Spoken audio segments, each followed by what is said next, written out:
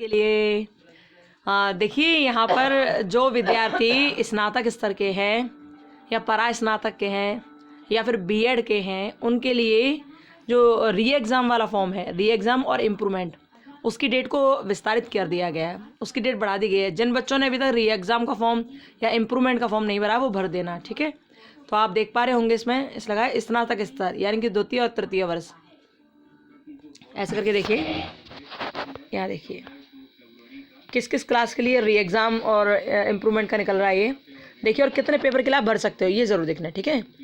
तो जो स्नातक स्तर के हैं जैसे बीए, बीएससी, बीकॉम वाले जो भी हैं, सेकेंड ईयर और थर्ड ईयर वाले, इसके अलावा परा स्नातक जो एमए, एमएससी, एमकॉम उसके हैं जो फर्स्ट ईयर और सेकेंड ईयर वाले, ठीक है। और बीएड के प्रथम और द्वितीय वर्ष वाले विद्यार्थी, इसके साथ साथ एलएलबी एवं बीए एलएलबी की, इन सब के जितने विद्यार्थी हैं, यदि आपके नंबर कम हैं या फिर आपका फेल हो गए हो आप किसी सब्जेक्ट में, तो आप इसके लिए री एग्ज़ाम या फिर इम्प्रूवमेंट का फॉर्म डाल सकते हो, ठीक है। इसमें पुनर्परीक्षा यानी कि री एग्ज़ाम, बैक पेपर दे सकते हो आप, अंक सुधार, ठीक है, इम्प्रूवमेंट के लिए भर सकते हो इसमें, ओके। अब इसके लिए क्या है, जो आवेदन पत्र की पूरित करने की तिथि है वो 5/1/2023 कर दी गई है, यानी कि 5 तारीख तक आप इसके फॉर्म भर सकते हो। यदि आप फॉर्म भरोगे तो देखो आपका क्या होगा, आप परीक्षा में सफल भी हो जाएंगे, पास भी हो जाएंगे अपने पेपर में। और एक बात और बता दूं, बच्चों को कुछ ये बात रहती है मन में कि जैसे अभी हमारे आए हैं, जैसे अभी हमारे 100 में से आए हैं 60 नंबर, ठीक है। और यदि हमने इम्प्रूवमेंट डाल दिया, क्योंकि हम 60 नहीं, हम लाना चाहते थे 80, लेकिन हमारे आए हैं 60, तो हम 60 की जगह अब हम 80 चाहते हैं, तो अब हम दोबारा से इम्प्रूवमेंट का डाल दें। और अनफॉर्चुनेटली अब जो पेपर होगा यानी कि री एग्ज़ाम हमने दिया यानी कि इम्प्रूवमेंट हमने दिया और उस इम्प्रूवमेंट में 60 की जगह हमारे 50 रह गए, तो कौन से नंबर मान्य होंगे, कौन से नंबर मान्य होंगे। तो एक बात ध्यान से सुनो कि यदि आपके मुख्य परीक्षा में 60 नंबर आए थे और अभी आपने इम्प्रूवमेंट डाला तो उसमें 50 आ गए, तो आपके इन दोनों में से कौन से नंबर सम्मिलित होंगे पता है, जो ज़्यादा वाले होंगे वही नंबर सम्मिलित किए जाएंगे, ठीक है, वही नंबर सम्मिलित किए जाएंगे जो आपके ज़्यादा वाले मार्क्स होंगे। यदि आपने जो पहले परीक्षा दी है यानी कि जो मुख्य परीक्षा दी है उसमें नंबर ज़्यादा है तो वो सम्मिलित होंगे, यदि आपने इम्प्रूवमेंट डाला है उसमें ज़्यादा है तो वो सम्मिलित होंगे, ठीक है। जो कम है वो नहीं रखे जाएंगे, ओके।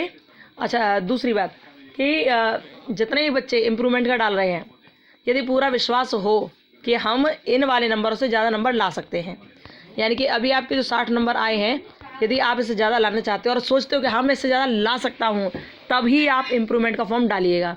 यदि आप इससे ज़्यादा नहीं ला सकते, आपको पूरा कॉन्फिडेंस नहीं है, तो भैया आप इम्प्रूवमेंट का फॉर्म नहीं डालना, क्योंकि 1000 रुपये लगता है, बेवजह 1000 रुपये ख़राब नहीं करना, ठीक है। तो और लगता है कि हाँ मैं ला सकता हूँ, तो आप इम्प्रूवमेंट का फॉर्म भर देना, ठीक है।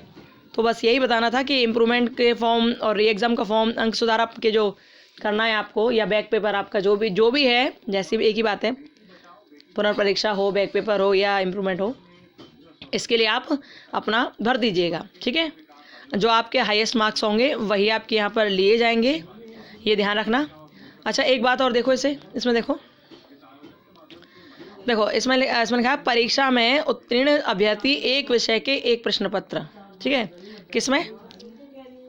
इस परीक्षा में वर्ष 2022 की स्नातक की वार्षिक परीक्षा में उत्तीर्ण अभ्यर्थी एक विषय के एक प्रश्न पत्र तथा अनुत्तीर्ण अभ्यर्थी 2 विषयों के 2 प्रश्न पत्र तथा परास्नातक बीएड, एलएलबी, बीएल में पूर्व नियमानुसार हर अभ्यर्थी विश्वविद्यालय की वेबसाइट पर ऑनलाइन आवेदन कर सकते हैं, ठीक है।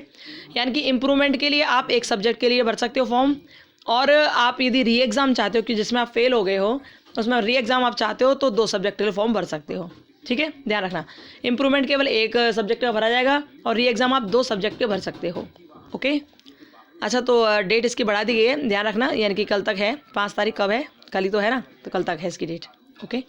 और कोई बात पूछनी हो, कहनी हो तो कमेंट बॉक्स में कमेंट करना, ओके। परेशान नहीं होते हैं आप, अपनी परीक्षा में सफल जरूर होंगे, परेशान मत होइए, ठीक है।